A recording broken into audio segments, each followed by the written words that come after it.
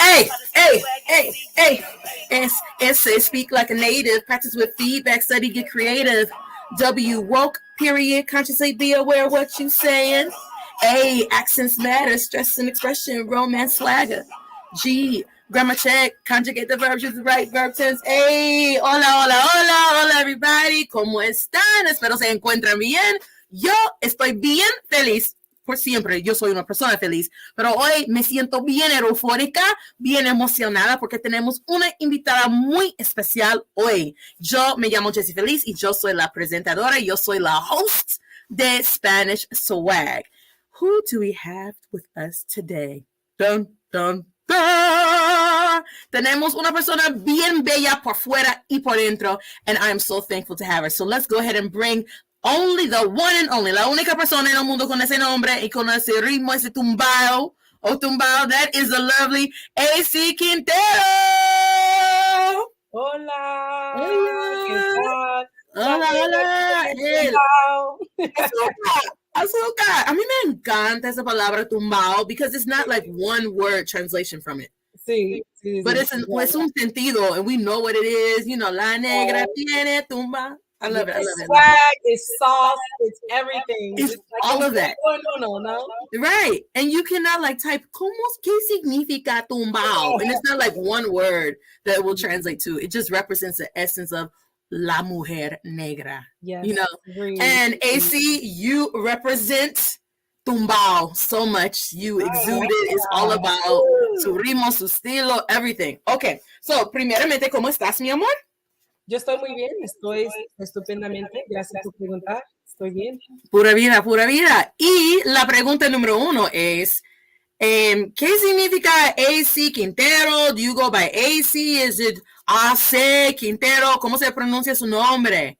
Bueno, mi nombre es Alicia, ¿no? Okay. Pero como yo soy escritora, ¿no? Yo uso el nombre A.C. Quintero. Bueno, AC es una combinación de mis dos nombres, Alicia, Catherine. Entonces es como al revés. En vez de Catherine Alicia, es Alicia Catherine. Porque, no sé, suena AC. Sí, veces, sí. Sí, AC suena. Qué bueno, perfectísimo. ¿Y tú estás casada? Sí. Ok, primeramente, cuéntanos tu historia, cuál es tu herencia, de dónde vienes, toda esa cosita, cómo llegó a ser una persona tan bella y bilingüe en la manera de hablar el español. Cuéntanos, tell us all about it. Bueno, la verdad es que es un cuento larguísimo, de verdad. es una novela, de verdad. Es un cuento novelado, que digamos, pero en inglés o en español. Es una mezcla de los dos, porque algunas personas que nos escuchan solamente hablan español, algunos están aprendiéndolo, entonces así. Bueno, la verdad te voy a decir que se me hace difícil cambiar entre inglés y español, entonces voy a intentar hacerlo porque, no sé, tengo... diga todo en español o una frase en español y tú puedes traducirlo después. Está bien, a veces tengo que hacer todo en español o todo en inglés, pero está bien, yo trato de hacer esos cambios interculturales. Bueno, ¿cómo aprendí Bueno, yo soy de Estados Unidos, yo soy de Chicago. Mi madre es... Chi-Town. The Chi-Town. The Chi-Town, de pura cepa, ¿no? Yo soy más shy que hay, ¿no? Sí, y exacto. Mi padre es de Mississippi. Mi padre es de Mississippi, mi madre es de Chicago. Por parte de mi madre, sí tenemos herencia hispana, por parte de mi madre, pero eso es algo que, pues, averiguamos más tarde en la vida, ¿no? Averiguamos eso como hace 10 años, porque mi mamá, ella estaba, mi mamá que se parece mucho a ti, de verdad, que tú te pareces. ¿En serio? Sí, tú pareces mucho a mi mamá. Yo te voy a mostrar una foto un poquito más. Sí, porfa. Sí, pero averiguamos como hace 10 años, porque mi mamá le tocó hacer como una investigación, ¿no? Entonces ella había descubierto tantas cosas de nuestra familia. ¿Y ella no sabía nada? Bueno, no, que ella no sabía nada, que su papá era mitad mexicano. Y también nosotros teníamos un tío, y ese tío era el nieto de una bisabuela esclava que había emigrado aquí a Estados Unidos, a Estados Unidos del Caribe, ¿no? Entonces ella soy de aquí, soy de Chicago, obviamente, pero como tantas personas, no solamente personas afroamericanas, pero las personas de todas las nacionalidades, hay una mezcla, hay raíces de todo lugar, ¿no? Si todos hacemos esa test de DNA, pues vamos averiguando de dónde vienen los antepasados. En cuanto al español, te digo algo muy interesante, porque Sí, porque cuando tú eres niñita, ¿hablabas español en casa no, o...? yo no hablaba Porque ni su mamá no sabía nada de esa parte de su herencia. no, nada. Y pues más tarde ella me dijo, de pronto por eso tú tienes como el don de hablar el español, ¿no? Porque Sí. algo como surge por las venas, que digamos. Bueno, es que cuando yo estaba en la preparatoria, high school, yo no tomaba ni siquiera clases en español, imagínate. No tomaba Wow. ninguna clase en Nada. español, nada. Lo único que pasó, bueno, este es el cuento, es un cuento un poquito largo, pero voy No, a... está bien, cuéntanos, queremos saber. Yo estaba trabajando en una tienda de departamento en el centro y allí pues había muchas personas, perdón, Está bien. había muchas personas que trabajaba allí como de tiempo parcial, ¿no? Y allí yo conocí a un profesor de español que él trabajaba de día en la universidad comunitaria y por la noche trabajaba en la tienda, ¿no? Y él enseñaba español. Entonces, como me gustó tanto, era un chico bien, como dicen en España, muy majo y apuesto y guapo, ¿no? Sí, guapísimo, papi chulito. Pero muy chulito. Y lo que pasa es que ahora yo estoy viendo, bueno, una historia aparte, yo estoy viendo, estoy obsesionada con una telenovela española. Entonces, en este momento de mi vida, yo tengo como muchas palabras españolas y muchas expresiones españolas, porque es la serie que estoy viendo. Entonces, bueno, te he hecho el cuento. Sí.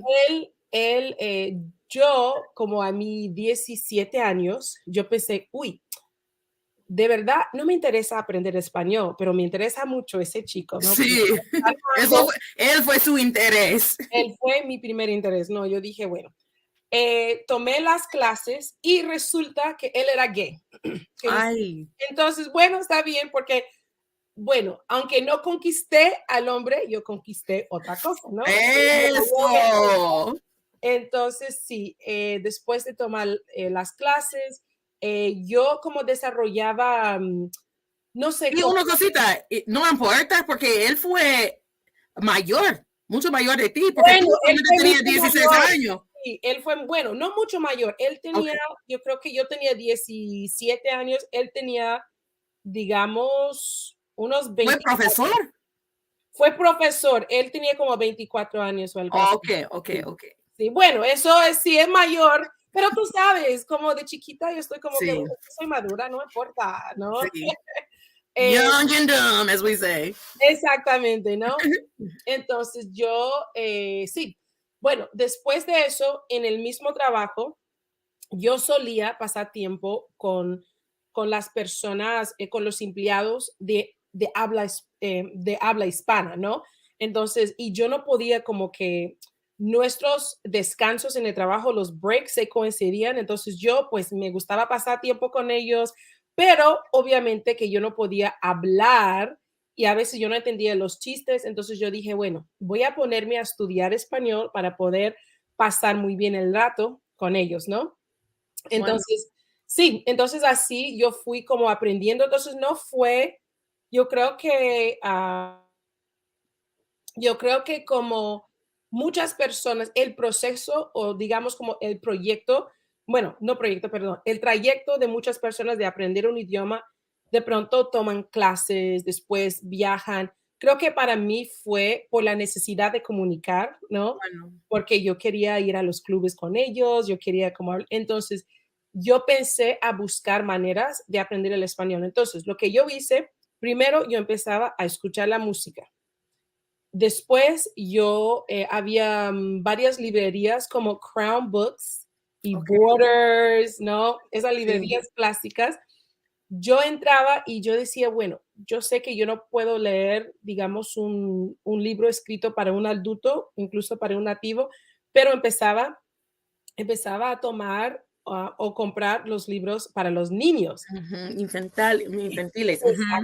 Exactamente. Y eso me ayudó bastante.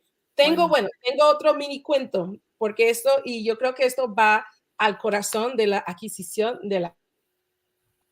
Bueno, entonces había otro señor, donde yo trabajaba, había otro señor que él estaba aprendiendo español, pero de un momento a otro creo que él decidió como, no sé, tirar la toalla. Él decía, pues ya no más con el español. Y él tenía un arsenal de CDs de Enrique Iglesias, ¿no? Ok. Ay, sí. Entonces un día él me dijo, mira, Alicia, yo te escuché, o Alicia, yo te escuché hablar español con los empleados y pues yo quiero darte este obsequio de los CDs de Enrique. Wow. Sí, y había un montón, ¿no? Sí. Entonces yo dije, bueno, está bien, ¿no? Y iba a casa, escuchaba, ¿no? Yo tenía la letra porque en esa época, no sé cómo se consigue la letra ahora, pero la letra venía con las canciones. Sí, sí, con el ¿Verdad? disco. Había un librito con las letras. Sí, exactamente. Entonces, yo leía. Ok, bueno, un día, digamos, como durante ese tiempo que yo estaba escuchando la música, había como, yo estaba memorizándome las letras, ¿no? Y había una canción, bueno, se me olvidó cómo se llama, pero yo recuerdo que yo tenía esa parte grabada en la mente, ¿no? Ujú. Entonces, una chica, yo estaba trabajando, yo estaba en mi puesto y una chica, una de las empleadas, ella vino, ella empezó a hablar conmigo, ella me dijo, Alicia, mira, tú, no sé, tú pareces muy cansada, ¿estás bien? Y en ese momento yo pensé en la letra de la canción y yo recuerdo que yo le dije, estoy muy cansada porque por la noche yo no pude dormir. En la canción era, Eso, eso. y de allí empezamos a hablar un poquito y yo recuerdo ese como esa emoción de poder, como que después de decirlo y ver que ella me entendió, ella empezó a reciprocar y hablar. Y yo estaba como en shock, yo estaba como que yo dije algo que alguien había entendido, ¿no? Entonces, sí, bueno, fue más o menos como llegué a hablar español. And for everyone listening and learning el español, lo que ella acaba de decir es muy super importante because I know we get so caught up on the apps and the tecnología and esa cosa, otra cosa. Pero hay poder en la lectura. We're always taught reading is fundamental. You know, cuando algo llega a ser muy cliché, it loses its valor, pero it still has, es algo muy significante. Like, you know, reading is so powerful because you were leyendo las letras y memorizarlas. If I could turn, I never like to desconectar, pero yo tengo aquí un montón de dichos, citas, cosas que yo he leído, oído, and I write them down, especially when they resonate with me, and I post them up because not only because of how they make me feel or I can refer to it, but that syntax, right? Las expresiones, it becomes algo más natural. And so then you can apply it to another situation and then you experience I know how you feel. That's so amazing. And it really comes, of course, por supuesto, we always talk about immersion and things that you hear, but it's something else that happens when you can unlock that from reading and then make that application. I always think about las letras. Hay una canción gospel y cuando era estudiante de intercambio en Costa Rica, yo asistía una iglesia en San José y había una canción que siempre el coro cada domingo ellos estaban cantándola y fue, la letra dijo algo como, si no fuera por tu gracia y por tu amor. And I remember learning, I never learned in school, fuera, si no fuera por, right? And so then when I had to do another situation, if I want to say, if it had not been, si no fuera por mis antepasados, I can make that application from having read and learned las letras. And that, well, you know what, also, ahora yo puedo en inglés. Sí, está bien, mi amor. So I think too, what has been really important in learning a language, because I know a lot of people who watch your podcast, who watch your shows, that you know they're desiring to like level up, you know. And I think one of the things that really helped me, oh yeah, this was big too. So I love telenovelas, okay? I just love drama, okay? And when I was learning Spanish, I always wanted to just speak it naturally. Like I just wanted to like engage with people and talk to people and people to kind of feel like comfortable with me. And you know, so anyway, I started watching these telenovelas, and what helped initially was I would watch the Brazilian telenovelas that were dubbed in Spanish.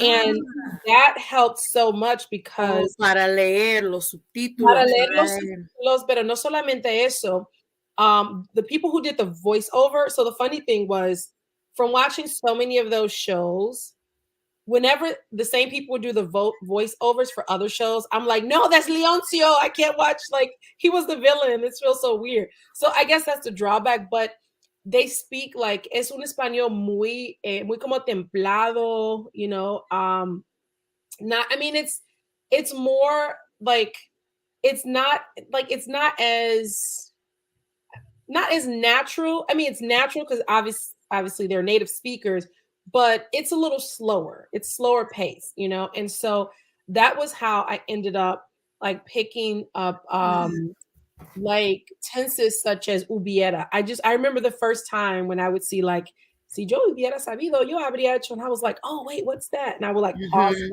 and then I would listen to it again. So that helped a lot. And I also think for like mirroring, because when you think about like human beings, when we like talk, you know, when we engage in conversation, we like mirror the other person. And so watching telenovelas really kind of helped me to figure out like how to channel my emotions and like how to like react to things. And not only just telenovelas, but just like being like in the community. And obviously like my husband, you know, he's from Colombia, and I spent a lot of time with his family over the years, you know, so obviously like I pick up different things from different people's personalities, you know. ¿Y cómo conociste a él? ¿Tú estabas estudiando en Colombia? Bueno, no, sabes que nos conocimos en la iglesia. En Chicago. En Chicago, sí, él vino aquí a estudiar. Okay. Él vino aquí hace mucho tiempo a estudiar, y nos conocimos en la iglesia y éramos amigos por mucho tiempo. Y creo que pues yo le gustaba y me gustaba a mí, pero como éramos muy, creo que como conservadores en cuanto al tema de la relación y todo eso, creo que no nos decíamos nada, ¿no? Entonces le tocó a otra persona de afuera, otro amigo, que se dio cuenta de que pues nosotros tenemos algo un poquito más de amigos, ¿no? Y quería ayudarnos a salir de la zona de amigos. Como yo tengo un libro que se llama Cómo salir de la zona de amigos, y ese libro se escribió porque yo sabía muchas cosas acerca de ese tema, pero sí, nuestro amigo nos ayudó, y sí, y eso fue hace 20 años. Hace 20 años. Wow. Llevamos 17 años de casados y... De matrimonio, wow. Felicidades. 17 años, pero de conocidos 21 años. Wow, qué chiva. Wow. Shout out to you. Bueno, gracias. That's what I'm talking about. That's something they say, a couple that prays together stays together. Qué bueno. Entonces, él es de Colombia, pero ¿cuántos años tenía él cuando llegó a los Estados Unidos para estudiar? ¿En la universidad o en el colegio? No, bueno, lo que pasa es que él vino aquí varias veces, ¿no? Porque él tenía lazos familiares aquí. Y él había venido aquí, yo creo que su hermano había venido hace mucho tiempo. Incluso él hizo un año de escuela aquí. Un año de escuela como de bachillerato hace mucho tiempo, y él vino muchas veces, pero al final vino a estudiar, ¿no? Cuando se graduó, porque él asistió una escuela británica. Asistió a una escuela británica, entonces él hablaba inglés, ¿no? Él hablaba inglés. ¿Pero qué tipo de dialecto tiene él? ¿Su acento es de Inglaterra? De la costa. Wow, okay. Es de la costa, entonces él habla el español, ¿cómo se llama? Se llama el español costeño. Costeños, sí. Ajá, eso sí, los costeños. Wow. Y cuando él habla inglés, ¿cómo es? ¿Tiene un dialecto de lugares diferentes o? Bueno, no, yo creo que como él ha estado aquí en Chicago por mucho tiempo, tiene como un acento más o menos chicaguense. Yo diría como una mezcla un poquito, como yo creo que por estar aquí por tanto tiempo, casi no tiene como, bueno, él no tiene como las características del español costeña, bueno, que su manera de hablar no es muy marcada por cómo hablaba en Colombia, ¿no? Yo creo que como que ya habla más o menos como una persona de Chicago, o de pronto su acento es muy neutro, ¿no? Que sí, de pronto es neutro. Yo no sé, porque yo he vivido con él con tantos años, no sé. Porque tú también estás bien acostumbrado a la manera de hablar, y entonces es diferente cuando una persona que no está con él o no está contigo para anotar sus observaciones, pero es diferente porque ustedes son por 20 años, amigos, 16 años, casados. Exactamente, entonces, exactamente. Algo que sí te puedo decir es que cuando nosotros vamos a Colombia y cuando él está cerca de su gente de la costa, siempre ellos le dicen que él habla diferente. Siempre dicen que ya no habla como costeño. Pero en mi opinión, como que cuando él está con ellos, él habla diferente, ¿no? Porque él no habla, el español que él habla aquí es diferente del español que habla allá. Y yo lo mismo, como yo soy de Chicago, pero yo soy del sur de Chicago, ¿no? Entonces nosotros tenemos nuestro dialecto también. Y yo recuerdo que una vez estaba con una amiga mexicana y ella me conoció pues más tarde en la vida. Ella no me conoció cuando yo ya vivía en la otra parte de la ciudad. Y cuando yo estaba con ella, yo me había juntado con otra amiga que es de sur de Chicago. Y cuando empezamos a hablar, ella me dijo, Alicia, yo no te reconozco. No, porque se cambió dialecto. Es el code switching, porque yo no puedo hablar como hablo con ella, con mi amiga, porque entonces mi amiga me va a decir, pero porque tú hablas así, que tú hablas tan raro, no sé qué te pasa, ¿no? Entonces, por eso yo digo, no, hablo totalmente diferente. A mí me encantan los dialectos, pues que sabe una cosa, el lenguaje, el idioma es algo más oficial. El idioma oficial de Francia, o aquí en los Estados Unidos no hay algo oficial, pero es más como, pero el lenguaje es diferente, porque el lenguaje, para mí el lenguaje es más un reflejo de la cultura que el idioma, porque el idioma es basado en las reglas gramaticales, algo que es enseñado o escrito. Sí. El lenguaje es una expresión. Sí. Y hay maneras de expresarse que son like non-verbal. Hay maneras en algunas culturas es un look que tú puedes hacer. Exactamente. I'm a look. Or you gotta do that look. Because I think para ser una buena maestra y ser una buena mamá, they're like right on the same spectrum. Yes, no, they overlap totally. No, that's so that look, y'all gonna make me lose my mind. You know what's funny? Speaking about facial expressions, like I was talking to somebody about this the other day. When I was a kid, I don't know if this was because you're from Detroit, right? Detroit. I gotta say it. When we're offline, remind me to tell you a few little stories about Detroit. But anyway, so when I was a kid, whenever people would come around, like let's say if someone was lying about something, we would do this. And it was so weird because like no one does that anymore. But I just remember, did you do that too? Yeah, because that means I think that's no, but right, like, you would literally twist your mouth and you would like, you would look at your friend and as the other person is talking, you just go, and then that means like that person's lying, And I don't know why the other day I was just thinking about nonverbal, like just nonverbal communication. And like, I don't know, that's just so interesting. Like where, I guess it's just part of the culture. Like you don't really, you can't really pinpoint like where it developed or how it developed, but it was just one of those things, Es parte de la cultura. ¿Saben una cosa que yo no puedo hacer? But I know everyone does is I've never been able to. Can you do this when it's you have some gossip? Mama chismea. Oh, like snap? Yeah, I can't do it. I can't do that. No. I know some people like, and they're doing it. I'm like, oh, I used to be able to snap my fingers. Okay, like, hold on. But you know, es eso, es diferente que snap. No es así. Okay, so I used to be able, okay, I know what you're saying. I know what you're saying because it does make a sound. I don't know how to do that, but I used to know how to snap and I could whistle. So these all the things, I know we're going off topic, but and you can't do that now? I cannot snap, I can't whistle. And you know what else I used to do too? This is so crazy. Like I used to be able to do like backward flips, like because yeah, like my brothers, they used to be they were on, or I don't know if they were ever on the Jessie tumbling team or something, but I remember that my dad used to drive them to tryouts or whatever. I know for a while they were going somewhere, and I know Jessie White's name was attached to it. And so we used to, whenever we would go to Mississippi, like, and sometimes you know how they have like mattresses out, so we would do like backwards flips. So I could do all that stuff. And now, even if I do a cartwheel, I'll get vertigo. Like it's so like I can't even bring my body to like do any of this stuff. And I'm like, I don't know how to whistle. I cannot whistle, but I would whistle. I learned how to whistle tunes. Now, eso es muy interesante. I get the flips, life changes, body changes, life happens.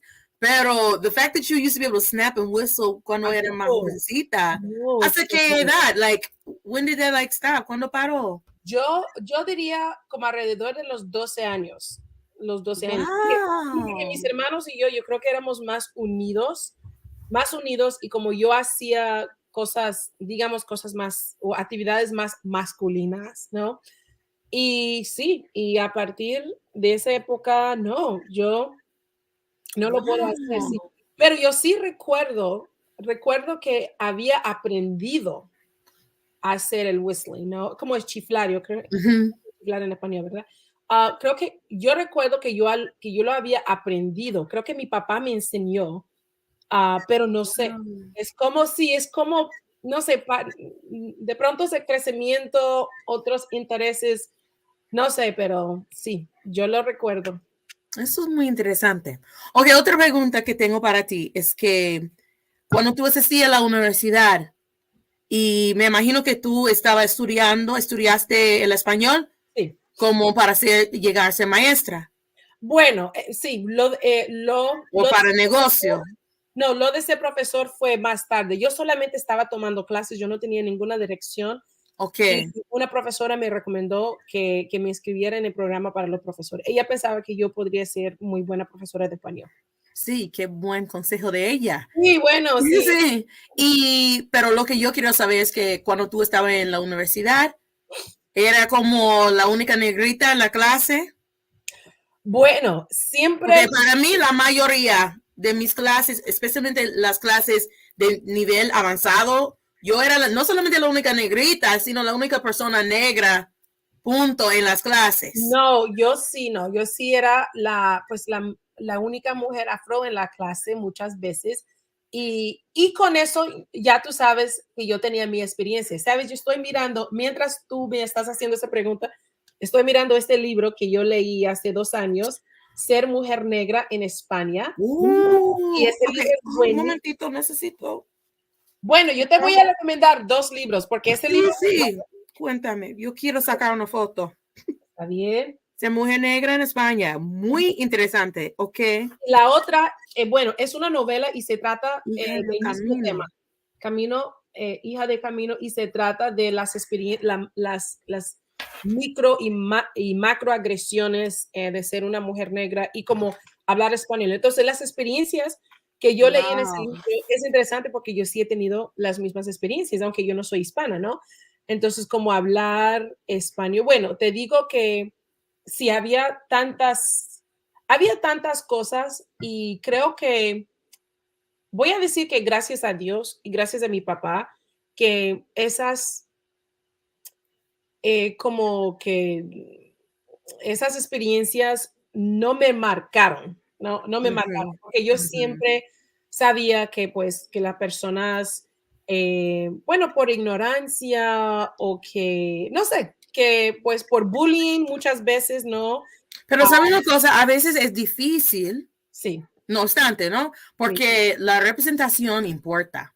Yo recuerdo cuando yo era estudiante en un colegio, en la clase de español 4 o 5 en mi último año de colegio. Y yo asistí a un colegio negro. La mayoría de los estudiantes en mi suburbio de la ciudad de Detroit, en Southfield, éramos negritos. Pero en esta clase, no, yo no pienso que 3 estudiantes máximo negritos. Y yo recuerdo la manera de sentirme a veces porque yo era la única y cuando asistía a la universidad, todo el mundo quería estudiar para ser estudiante de intercambio en México o en España, pero siempre yo soy una persona muy libre. I'm just like a free spirit. Sí. Hago lo que quiero. I have to be free and I got to be free. Dun, dun, dun, dun, dun. I always have to sing so I can make sure I put that sound effect in the song. Dun, okay. Dun. Pero it wasn't until and I'm thinking even in 2005 cuando era estudiante de intercambio en Costa Rica, yo asistí a la Universidad Berritas en la capital. Entonces, de nuevo, 5, 6 estudiantes negritos afroamericanitos. And so, cuando estuve allí por la primera vez, I didn't understand it. I didn't know. I still was there to learn and absorb. Yo vivía con una familia tica, se cambió mi vida, all of those wonderful things. But it wasn't until an ex-associate of mine was like, hey, we got to go to the Caribbean. I was like, Caribe? But guess what? Oh, the Caribbean was not on a single weekend. We had our excursions. We could go a las montañas, a Monteverde, a Poas, and al lado Pacífico. Pero it was nunca fue incluido el Caribe. And so I always tell the story. I never forget. My host mother, mi madre tica, me y mi compañera de cuarto, we're leaving, and all of a sudden she's like, ¿para dónde va, chica? ¿Para dónde va? And we're like, pa Puerto Viejo, de Talamanca en Limón. And there's 2 Puerto Viejos, the town where my daughter was born and where I lived for 3 años. And so whenever I said Puerto Viejo, she was like, ¿de Talamanca? That's all the Caribbean side. I was like, sí, de Limón. She was like, ¿de Limón? And I'm like, no, drama de la telenovela, ¿no? Right, so, that's what you want to tell me. I was like, telenovela. I feel like my whole life is a telenovela. She was like, no, Jessie, es muy peligroso ahí. And I'm like, are you forgetting where I'm from? They don't I'm from the D. I got you. And so we went there, but I just remember the sense of like libertad. Yeah. You know, because one, you're amongst so many beautiful melanated people that speak patois, Espanol, Rasta, English, all of it. And it was such a beautiful feeling. And I fell in love. Because also viviendo allí, and I think it's different. You know, el racismo existe por todo lado. Las injusticias existe por todo lado. Hay problemas de cada gobierno. I know cada país funciona de manera diferente, pero más o menos es like cosas buenas y cosas malas. Period. Bueno, hay un dicho, es el mismo perro, diferente collar. Esto. In the English one I've heard of that is same barn, different coat of paint. Oh, I've never heard of that. Yeah. I've heard saying different day or something. Right. See that? This is some language. But, you know, it's just something. It was just an amazing experience. And then I moved back there and lived there for 3 años más. And I just think la representación importa. And I love for our students of color to see folks that look like them that are bilingual. And that's like a big push for me, like not just promoting, but like, let me help equip people and promote. We got to have increases rate of like el bilingüismo en nuestra comunidad. And this is like por lo general trying to change cómo está la enseñanza en las clases de español como idioma extranjero. Porque es una lástima. El año pasado, porque cuando yo me gradué de la universidad para ser maestra de español, de cualquier lenguaje, mi certificación solamente lo que fue disponible fue para secundaria, escuelas de secundarias. Pero yo trabajo hoy en día con niños desde preescolar hasta el colegio. And so I wanted to advance mi certificación. I wanted to make sure que nobody say come nothing to me and come the wrong way. Right. When folks come to me the wrong way, I'm going to have to mess up somebody's day. Right. I ain't messing with J, but I might. But anyway, and I was in this class con una profesora española de España. Y ella fue una profesora muy buena. Like, it's no shade towards her. Y yo aprendí un montón de cosas de ella. ¿Ok? Pero en el primer día de la clase, ella nos preguntó, ¿cuánto tiempo habla español? Entonces, cada persona tuvo que contestar la pregunta. Y ese fue mi problema. This is what I'm talking about, el Spanish swag, ¿no? Right. And these are all people that are in a class para ser profesor de español. You will be teaching the future folks up in los Estados Unidos ese idioma. And I kid you not, I wish I could have recorded, but I didn't need to grabarlo porque está bien aquí grabado en mi mente. And like how you had the lyrics to that song, right. This experience etched in mi mente. And I never forget. She said, ¿cuánto tiempo habla español? And some people were like, yo aprendo español en el colegio y yo hablo por 3 años. Yo quiero ser profesor de español. Y nada fue corregido, nada. And so this wasn't just like by happenstance. Eso es una realidad. Right. En muchas clases across los Estados Unidos. Y es problema. Yeah. And so I want to know your thoughts on that. And that's what I'm all about, the swag. You got to teach people to speak and hold students accountable. And first of all, it's all about the culture in your classroom. Like, students will be receptive to feedback if you have that relationship with them. Right. But I just want to know, like, your thoughts on the status quo of second language instruction aquí en los Estados Unidos. Well, okay, so let me go back to your first question. Let me just go back a little bit to the whole being the only Black girl in the class, because I did have just a few little experiences that I wanted to pepper in with what you were saying. So the interesting thing was when I remember. Okay, so I was always kind of like strategic in doing things, and so when I took classes, I was always, the only Black girl here. But the funny thing is, I think because I'm kind of like, I'm a little ditzy, so I didn't even really notice a lot of times in class. I just would come in, not ditzy, but I'm very like tunnel vision. So I would come to class and I would just be like, I'm here to learn and do all this stuff, And I remember one time a Black teacher came, and he was advertising something, and he saw me after class. He was like, "Hey, you should really think about this program." He was like, "Do you realize you're the only Black girl in that class?" He's like, "And we want to help more students." And I was like, "Really?" It was like one of the things. It was like, I was like, "Am I?" I was like, "I didn't even realize that." And if he didn't bring that up, I would not have like noticed, because again, like I don't know. I just was like so excited to be in the class, whatever. Well, anyway. So there was a position that was coming up at the university, and it was like Spanish tutor. And I really wanted the job, but like no one knew me, right? So I decided to take a class with the department chair. Okay. I was like, I'm going to take the class with the department chair, and I'm going to really impress her. And then at the end, I'm going to give her my resume and ask her if she would consider me. So I took the class. And like, she just loved me. She was like, "Oh my gosh," whatever. And then I applied for the job and I got it. Okay. Now, after this, I'll never forget, I had to go around to other teachers' classes, and I had to tell them that, "Hey, I'm a Spanish tutor. So I went to this one teacher's class, and he invited me in. And I'll never forget, he was a new teacher from Argentina.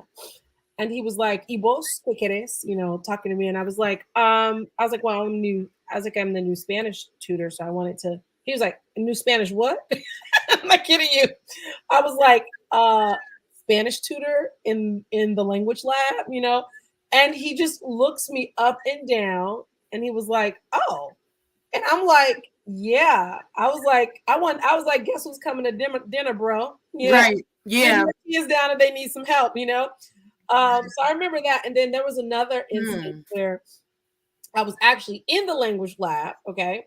And I encountered quite a few people who felt like they were like, you don't deserve this, you know? And my whole thing was like, you should have applied. I'm sorry. I was like, look, I applied. You didn't get some hookup. You work hard. You have the skill set. Yeah, I mean, like, and I understood like part of it, but and the funny thing was the head of the language department, she wasn't a native speaker either. You know what I mean?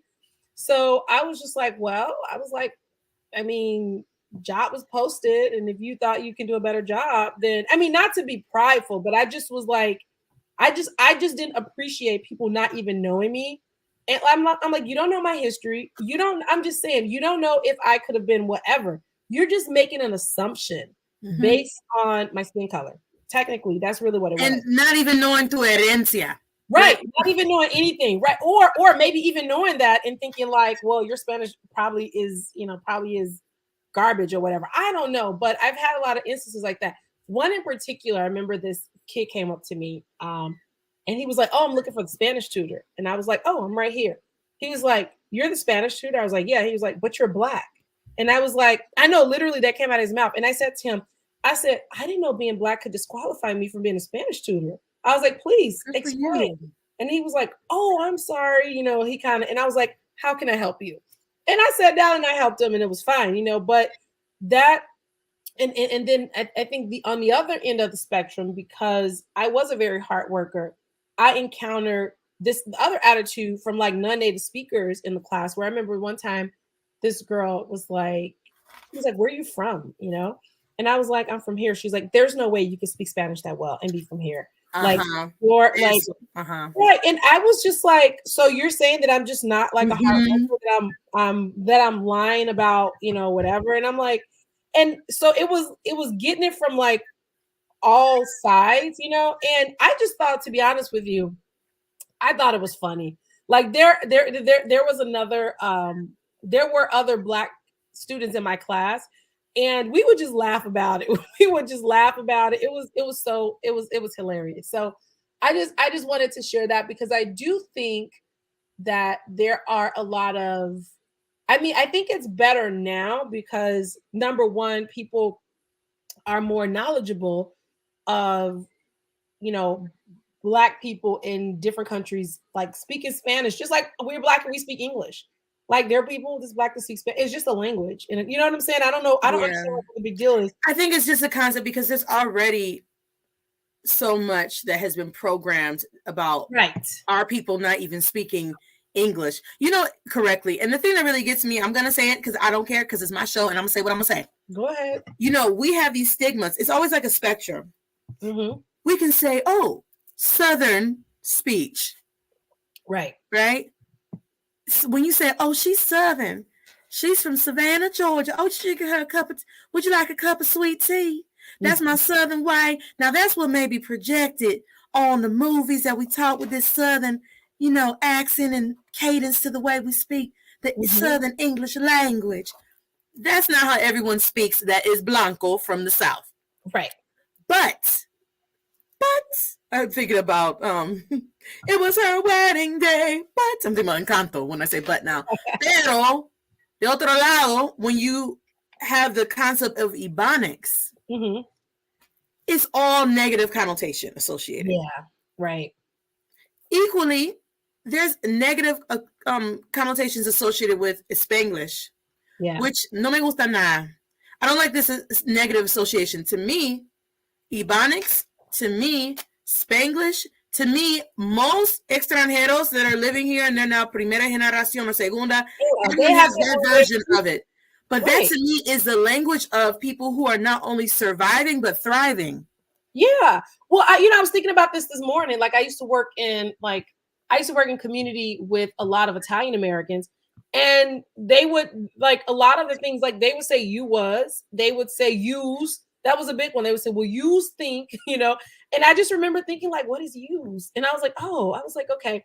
And I would just be, you know, because I move in different communities in Chicago, I was like, everyone just has their own way of speaking, but it does get like a negative, you know, I mean, there's so many, like, I don't know. I feel like a lot of it is tied to like race in class, and so that's really what it comes down to. Like, if someone, like, for example, if you have someone that's from Europe who speaks like English, like let's say someone from France, and they speak English and they have like a French accent, people are like, oh, it's a little French cute accent.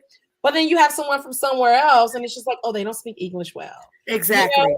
So it really is, it's kind of just like perception, and I know that I'm really very careful about that because like, I've just been raised to, I remember my father was like, everyone just has like a different way of like speaking, and it's not good or bad. It is just like their way of speaking. I remember he would get on us about asking people where they were from. So he would always say, like, if you're curious, start the conversation off by saying, like, you have a very beautiful way of speaking. May I ask where you're from? Instead of being like, where's your accent from? Yeah. Because it's very othering. And that's kind of what this book is about. Like, what I like about this book. I am ordering that. It's so good. Like, it is so good. Hija del camino. Look, I got my little melanin popping stickers. Love it. So wait, I know el otro libro fue basado en España, right? They both are. And they're friends. Okay, los dos. Okay, I didn't know that one. Okay. Yep. They both are. They're friends. So this girl, she talks about how she's biracial. This girl isn't. This girl is like, I think her family is, both her parents are from Guinea Equatorial. Her dad is from Guinea Equatorial, and her mom is from like a white person from Spain, or Spanish woman, like light-skinned Spanish woman. And so she would be in different spaces, and she's a reporter. She's super famous, and both of them had this experience where, like, okay, I'll start with this girl and then I'll get to your other question. So this girl, she is based in Barcelona and she speaks Catalan and Spanish. So I was reading a part of like one of the chapters, and someone walks up to her and they're talking in Catalan and they're like, wow, you speak really good Catalan to be like a Black girl, And she's like, yo soy española, And he's like, yeah, but I mean, where are you really from? She's like, I'm from here. And I think both her parents, her grandparents, I think, are from Guinea Equatorial, but her parents were like born in Spain. And the other girl too, she had the same experience. And people would just say, yeah, pero de dónde eres? And she would respond and they were like, no, pero de verdad, de dónde eres, And the funny thing is, I never really thought about how like othering that question could be, just the insistence, because what that question like underpins is that you are not one of us. You are not from here. You are other, And so it gave me just a lot of like insight. And the other two things I like about these books is I feel like they kind of dovetail with just las historias de los inmigrantes, especialmente los inmigrantes que viene de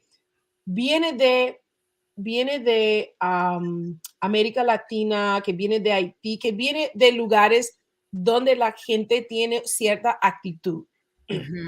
No, cierta actitud de como que, oh yeah, well, you have a Spanish last name, like, where are you really from? Yeah. That line of questioning is sort of like making a lot of assumptions, or it can make a lot of assumptions, So, yeah, fantastic. I teach a college class with idioma consulting, and I'm kind of we're working on a new course as well. And I want to bring like this. Oh, wow. I hope you can. Yeah. I'm trying to figure out a way to bring it into kind of like for teachers, kind of like to educate them on experiences, but also something that's very practical that they can use in the classroom, I love it. Yeah, two good books. Okay. So going back to your question about where Spanish is, I think, I know personally the way that I teach Spanish, and I feel like a lot of the teachers that I follow on social media, I think in the last 5 to 10 years, there's been a push for a more communicative and contextualized approach to Spanish. Before it was just grammar, and you would meet people and they would say like, oh, especially when I would meet people, and if the topic of me speaking Spanish came up, they would say like, oh yeah, I took 5 years and I can only say hola, and I'm just like, yeah. Mm-hmm. get your money back. Like I won't. If Yeah. you went to school in Chicago, I want my taxpayers' money back because I paid Yeah. for your schooling. Okay, so and I think it's because I feel like the emphasis back in the day was that, or the assumptions were, if you knew the grammar, you could learn the language, right? Which you do need to know the grammar, right? But I think also, I guess one thing that has changed now is there was always an emphasis to like speak like a native speaker too. So I think that like that psychological aspect of it, maybe some people felt like, oh, since I can't say, since I don't say tango, I say tango instead of tango, I'm never gonna, like I think that is part of it. And I feel like now people realize that just speaking a language is good enough. You can be native or non-native, like right now I'm not a native speaker, but Pero tú hablas de manera nativa. Esta es la diferencia. So it's like almost like this. I feel like we're in this era of wokeness, right? We're aware that, we need to promote the communication over the emphasize that over the grammar and teach everything in context. I'm all for that. But I'm trying to be in this level where it's like, let's be woke and responsive. Yes. Like, it's like, what's up with el desarrollo? Mm-hmm. Like, for los maestros, right? También para los niños, because ellos hacen cosas basado en nuestra enseñanza. And I'm just wondering, we have to like raise this bar, especially my emphasis is para todos, but mi corazón es para mi gente, especialmente en las comunidades de color. I have to say it. I ain't gonna say what school district or nothing. Pero I was just in a professional development. That's why when I do my thing, I do how I do what I do, but I'm going to do what we do. Pero I was engaged in a situationship with some profes, and I was like, Jessica, practice active listening. Jessica. And so I was listening, and and these were coming from profes nativos. Say that. Working in a school with a bunch of morenitos in una ciudad de morenos, afroamericanitos. And without saying it, the choice of pronouns by saying, well, these students and these students don't want to learn and these. I'm like, go ahead and say what you want to say after. You don't got to keep saying these. I'd rather you just say it like it is. Say it with your chest. I know what you're saying because I know the population of these students. And I'm thinking, I wouldn't want to learn in your classroom either. If you have that attitude. So to me, even if the person themselves speak with swag, por herencia, por nacimiento, or from acquiring it, it's still like there's this disconnect at times. And I don't generalize anyone. I'm saying from this one conversation and from different observations, and I'm not saying this is only happening from profes extranjeros or from profes estadounidenses. I'm saying this is just a situation I'm seeing across the board. Right. And then we have what you said, people saying, I took Spanish for 5 years, necesito 5 burritos. And it's like, you sound ridiculous. Right. Yeah. Well, I think what happens sometimes, I mean, that's a good question and very interesting observation. And I think that number one, I guess my first reaction is like students, they can tell if you are really serious about like their learning, and they can kind of feel you out, because I've had students where like in the beginning, they put on a front and they act a certain way and they come off like they don't want to learn. But I know as an experienced educator, number one, so I come from, I'm thinking like, yo parto de la premisa de que, I don't know how to say that in English, but I guess I come or believe in the premise. I don't know. I don't know how to phrase it, but I come from a school of thought. Let me say that. I come from a school of thought that I think as human beings, we always want to learn. So I think about when the kids are not in school, they're learning how to level up on video games. They're learning how to put makeup on YouTube. They're learning like coding. You know what I'm saying? There's so many things that they're learning because the brain, just the human brain, craves learning. And we already know about like the neuroplasticity and just how, you know, your brain can grow and continue to learn. So I don't think that any student is coming to school with a disposition of like they don't want to learn. Mm-hmm. I do believe that there are conditions and there are factors that contribute to their motivation to learn. Okay. And I think that as like personally as a seasoned teacher, when I have a student like that, I'm like, okay, I got to do a little bit more digging, you know? Yeah. And for me, with this one student who kind of seemed like she didn't want to learn, you know, I just started asking questions. And I would say like, you know, hey, like this is what we're doing in class. I noticed that you're not, you know, working. How can I help you? What part of this can you do? And then I realized that she just was like, I don't know how to do it. And I don't want to ask for any help. And I felt, so we kind of, you know, we have an agreement before she comes to class. I'll show her, like, I'll pull her outside, say, this is what we're doing today. I want you to listen and do what you're comfortable with doing. And then we'll worry about the rest. Right. So, and I think a lot of teachers are not. That's you being woke and having knowledge and relationship and with your students and being responsive. Right. Well, being responsive, yes. But I think the other side is that it's just not the teacher. So here's the thing. Here's the sticky situation. You know, when you have a class and you have like, let's say 30 kids, you know, and we know smaller class sizes are better. And then of those 30 kids, you have like just a spectrum of different needs. Then I think what happens with the teacher sometimes is that they just get exhausted, right?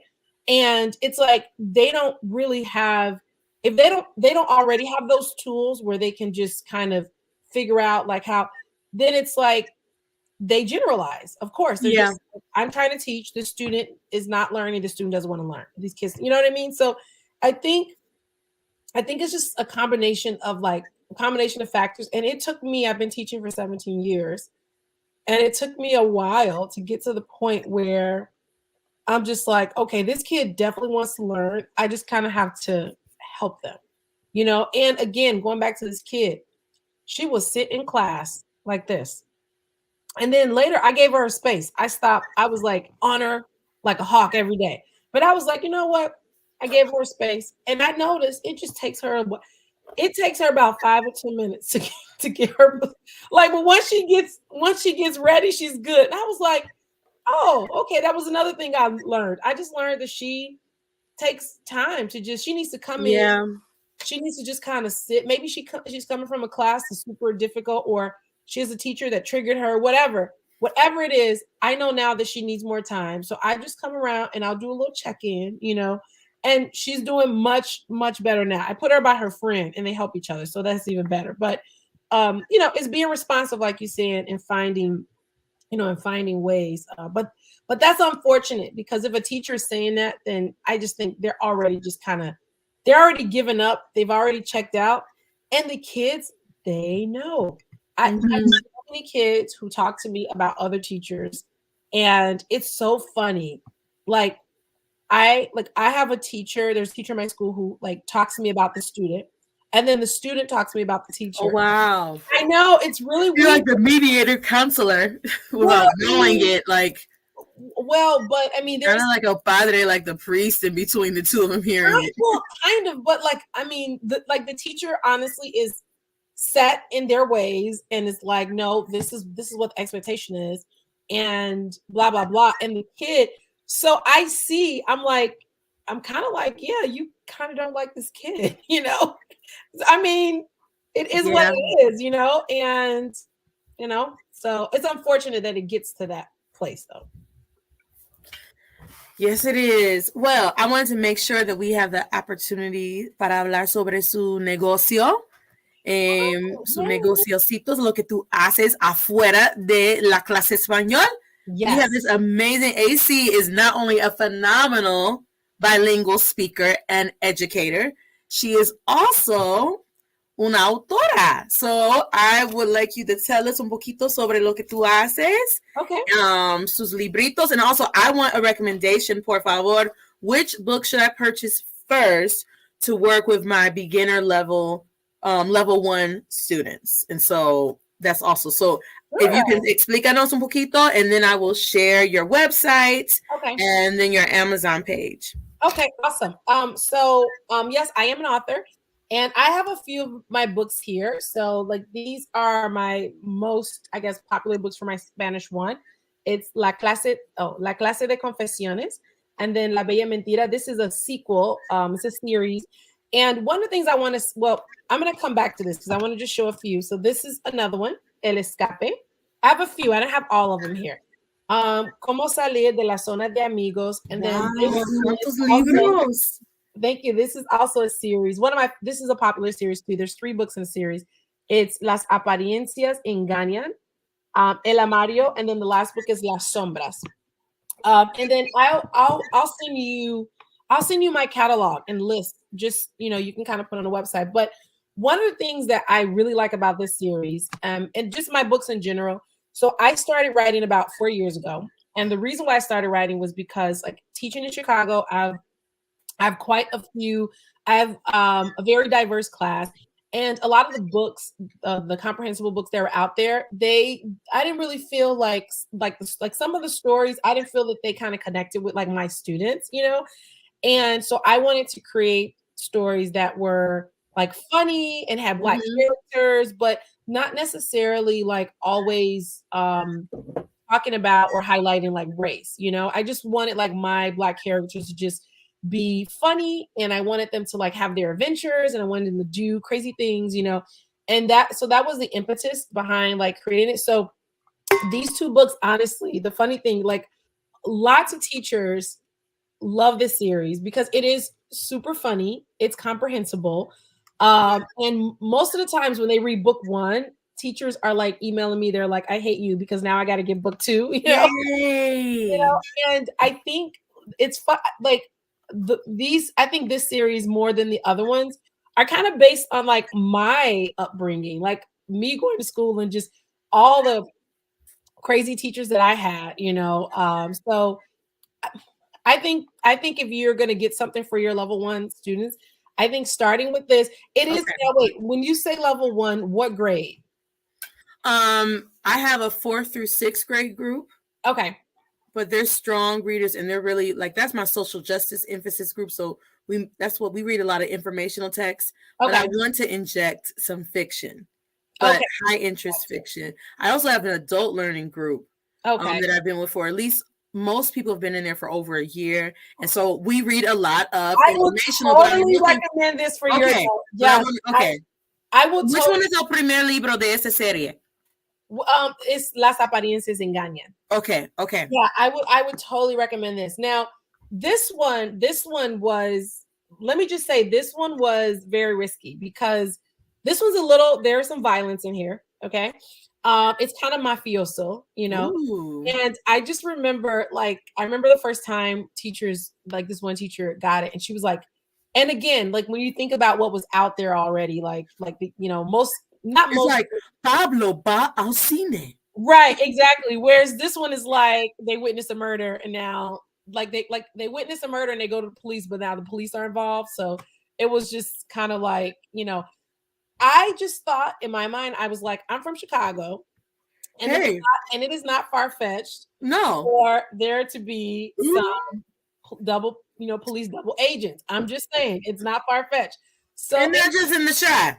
Not just in the shot. And so in the beginning, I feel like some teachers were like, well, it's a little dark. And I sat with that for a while, and I looked at everything, and I said, there's nothing I'm gonna change about this. And after a year, it literally became my bestseller.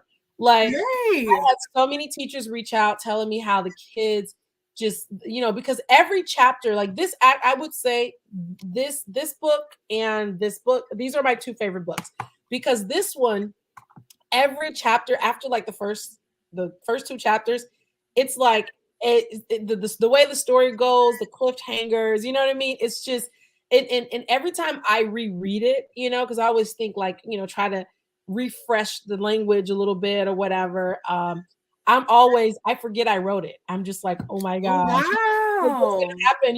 And that's the only book that I feel like Like all the other books I know, but for this one, for some reason, it feels like a new experience every time I I'm read it. excited. Tengo muchas ganas de leerlo. Yeah, thank you. I really appreciate it. So yeah, and the one that I recommend for your adults. So this one, it's a lot of you know what? It's the camera. What is it? Tessellations. I'm on the other side. Okay. So this one, Las Apariencias Engañan, is a lot of high school drama. Okay. And I wrote this, but it ends up, so it goes from high school drama and it goes into a sci-fi realm. Okay. So the last book, it goes into a sci-fi realm. I wrote this book and the other two books too. I wrote this in response to my students. I was teaching level 4 Spanish and we're going over the subjunctive. Okay. And so I would use little stories and do all this stuff, but they were not getting it. So I was like, I'm going to write a story and I'm going to just drop in a subjunctive and hopefully they get it. So I started off with just one little story. It was I don't know, maybe like 4 or 5 pages, and it was called El Psicólogo, the psychologist. Okay, so we read it in class, and then I told them, I said, "Oh, this story is actually from a friend of mine who wants to start," because none of my kids know that I'm a writer. They're finding out this year because I have my books in the class. They're like, "Is this your name?" Oh wow. So, yeah, that's another story. But anyway, so this kid, so I told him, I was like, "Yeah, I have a friend and she's writing." I was like, "We could try this story." So like, okay, so we read the story in class. One of the kids, so I had a kid at that time that was ditching class, and he started showing up. And another kid told me, they said, to read the book. Another kid said, "Well, she's coming to class because I heard you guys are reading a juicy novel in Spanish class." And she said, and all the French kids are mad now because they don't have a juicy novel, right? So we read it in class, and it was actually the boys in class. I remember this one kid named Adam. We finished reading the first chapter, and he said, "Oh my gosh, this story is beast. Please see if your friend has like more chapters." And I said, "Well, I'll talk to her." So on the weekends, I would just go and I'll write the next chapter, and I'll bring it to them. And so that's kind of how the story developed, because I know, and I think that's probably why they're so intriguing, because it's like every week I had to one up whatever happened. So, I wasn't like creating this in a vacuum. It was like they actually had to like the story and it had to keep their interest in all this. So I think that's kind of why this series is probably so popular. And everyone's always like, man, this is like, I'm going to probably try to get these in English, because I've gotten so many feedback, from the story and the characters. And so yeah. But that's exciting. I want to share the page. Oh my gosh, that's exciting. Okay, primeramente, ustedes tienen que seguir a AC Quintero en Instagram. Aquí les enseño esto. Pantalla 2.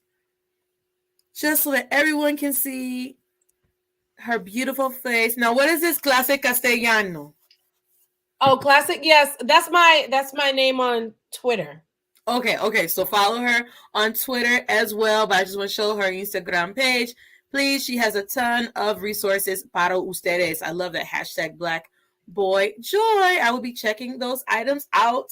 And yeah, I'm gonna have to collaborate with you in El Verano, because my group, one of the groups, the same 4th through 6th grade social justice group, we also are writing. We've been writing for over a year. It was originally called like the Black and Bilingual. We wanted to have like a graphic novel, the Black and Los Fab Five Black and Bilingual superheroes. Ooh, yeah. We're getting deeper and deeper into it. I mean, and so we just are like at the end of finishing capítulos 1, and it's going to be 5 chapters all together, telling from the lens of each of the Fab Five members. But it is good. So when we get there, we will have to connect, because I would love for you, your feedback, your energy, all that stuff, like all those things. So first of all, but that's a side note. Everybody, please follow AC en línea, and you can search her by name in Amazon. AC Quintero, and you can see a list de todos sus libritos aquí. I love it. Like, I knew you were an author, but I didn't know to this degree. And then I was like typing it, I'm like, oh, snickety snap. Books on books on books. Like, what? You know, I need to do a good job of promoting myself, to be honest with you. Por favor, hágalo, because like I thought you wrote like one, maybe I didn't.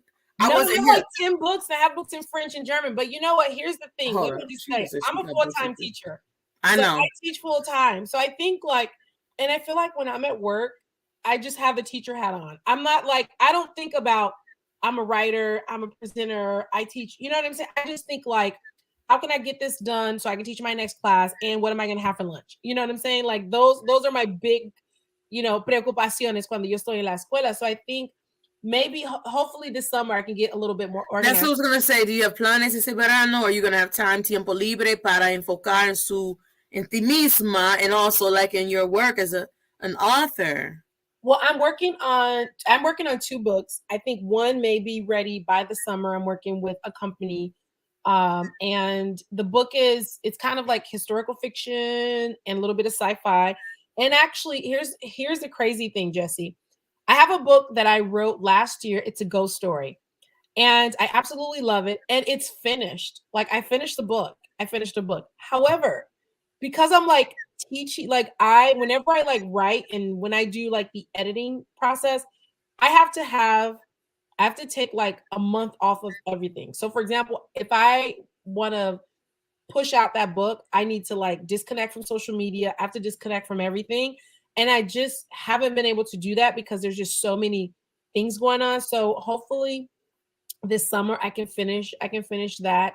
And I'm also trying to, I don't know if I'm gonna do it this summer, but I'm working on a curriculum, a curriculum for my levels. And this is what I was going to ask you. Do you offer like un currículo o preguntas de comprensión? Yes, I do. I do have teacher guides for. Where is it? Because I was looking, I want to share back your website because I was looking on your site and I'm like, dude, this is what we need to like show people. So, okay, aquí es Amazon. Aquí es su sitio web, acquinterobooks.com. So is it available here or how do people?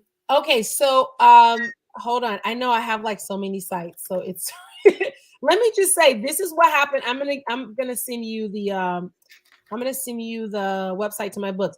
This is what happens when you kind of just like start from the bottom.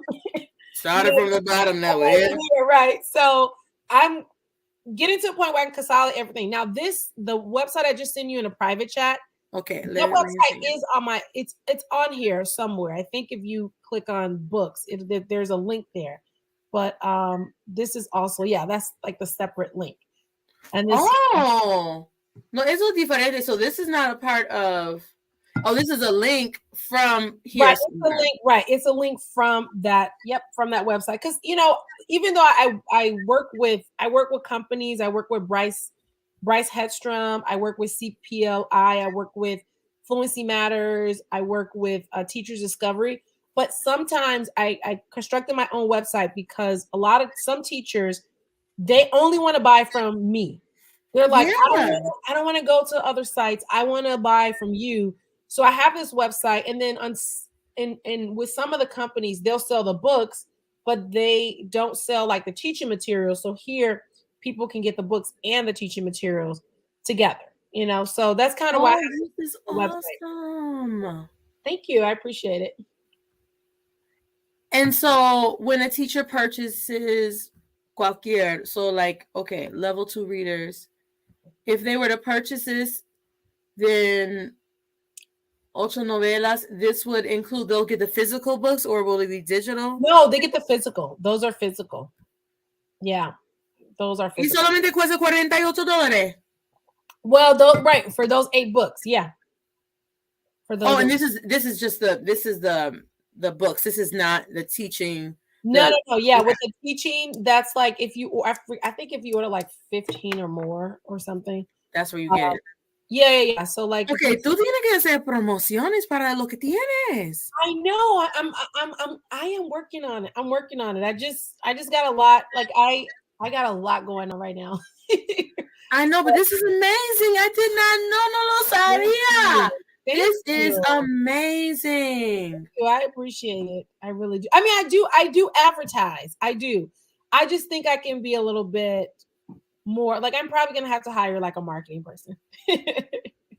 Yeah, this is amazing. Yeah. Oh, wow. I'm so excited. Oh, my Thank gosh. you. I'm going to have to like figure out how to hook you up with some sort of promos because this is absolutely amazing. You all, if you are listening, whether you're listening audibly or you're watching us right now, please support this amazingly talented, beautiful, gifted, woke, and responsive Black educator. Por favor. We need to support one another, okay? Especially folks who are not only woke, but responsive, because I just see this as an era where a lot of folks express themselves. A lot of people are aware of issues or doing something, but you're like every day you doing the dang thing in su clase, but then you are also like going above and beyond and expressing yourself. I love them. So thankful that you told us your story because I'm just thinking about the power of words and how you committing to memory las letras de la canción de Living la Vida Loca. Enrique Iglesias, ¿verdad? Oh no, yeah, No. it was one of his older songs. It was, and so like, but by committing, there's power in words, and you had that first, that I don't know, it's almost like awakening when you were able to take lyrics in that expression from one text, I guess you could say, or source from the lyrics of a song, and then apply it to a real world situation. And it just, I think that just, it almost makes it almost like electrified you, like, yeah. and it's an amazing thing. It's so amazing. And I am so thankful to have learned this. I promise you, I am purchasing I'm going to send the link to my adult learners to purchase Las Apariencias. ¿Cómo se llama el librito? Oh, that one's Las Apariencias Engañan. Engañan. We're going to get that. And then I'm going to order today, entre hoy y mañana, just because after this, me toca que... I know. Look, me too. I'm like, after this, I gotta finish my telenovela. I'm like, one of my characters dies, so now I want to see like what's gonna happen. Yeah. But no, this is amazing. I am so impressed. You know, I do want to make I wanted one more plug, and I have this in there. You can just add. La primera cosa, las voces diversas. Yes. So when you talk about, I work with another Black educator. Her name is Kia London, and she works through. It's called Trailblaze into languages, and so we together. When you talked about the importance of representation, what we do is we write articles, we like curate information, we write articles about just highlighting Afro-Latinx, Black and Afro-Latinx and Indigenous as well, contributions. And we really wanted to provide a solution to a lot of teachers, because I think a lot of teachers want to have a very integrative and representative curriculum, but let's be honest, there just isn't time. And like, if you are a wife, you're a mother, and you're like, you already have your curriculum set, it is really hard to take that extra time, so that's where we came in. And we have about 3 editions out so far, and we're looking forward to collaborating on more. But I see you have 1,260 downloads. So Yep. So that's something else that we do, that may interest your audience if they're really looking to make their curriculum a little bit more representative. And so I just wanted to I love that you're talking about Guinea Ecuatorial, porque yo hice una entrevista con una queen. Oh my gosh, I learned so much. Oh, she's from Guinea Ecuatorial? Sí. Oh my gosh. I need to go into your archives. Okay. Oh my gosh, Monanga Bueneque. She is fenomenal. Hace como en febrero hicimos la entrevista. Okay. And a mí me encanta la manera de hablar, de escuchar su voz. Sí. And you can see we gotta go, but I'm telling you, the stuff I learned, like I didn't know, as much as we have our struggle here in los Estados Unidos como personas negras, where like our history is not really connected. And it's like, Africa. And then I always tell people, mis antepasados no fueran y no eran esclavos, sino ellos fueron esclavizados. Hay una diferencia. And so like, we don't really like get all of our own history. Yo no sabía en Africa, well, let me not be general, en Guinea Ecuatorial, she told me that they don't even know their own history. Like they know desde llegar los conquistadores. Like that is Their starting point, like they're not even taught, and they're in the motherland. They haven't left the motherland. I'm like, what? I'm not surprised because that is Colonialism. part and parcel of the colonial campaign, the program, right? It's, you know, it's to erase who you are and erase your history. I guess I never thought about that because, you know, like you said, you'll be in class like tunnel vision. I guess the emphasis is on con todas las injusticias acá. Right. You know, but then also knowing that our brothers and sisters allá, they also have, obviously there's problemas por todo lado, and there's also luz. It's not solamente cosas de oscuridad, you know, but at the same time, I'm just like, wow, that really struck a chord with me. So I'm very happy to know that you have this information about Guinea Equatorial, because that country is just like excluded. And these two authors are from Guinea Equatorial. I mean, not when they have roots, they have connections. Yeah, su herencia. Oh, I'm super duper excited about that. Yeah. So this is amazing. Well, gracias, mi amor, por tomar tiempo de pasar un ratito con nosotros.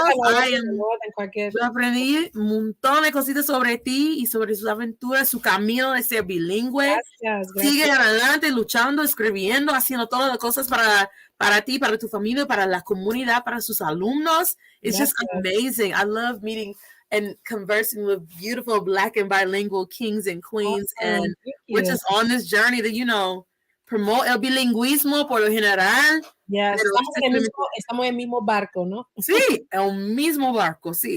I love it, I love it. Gracias por todo y que tengan una semana súper buena, ¿no? Gracias. Chao.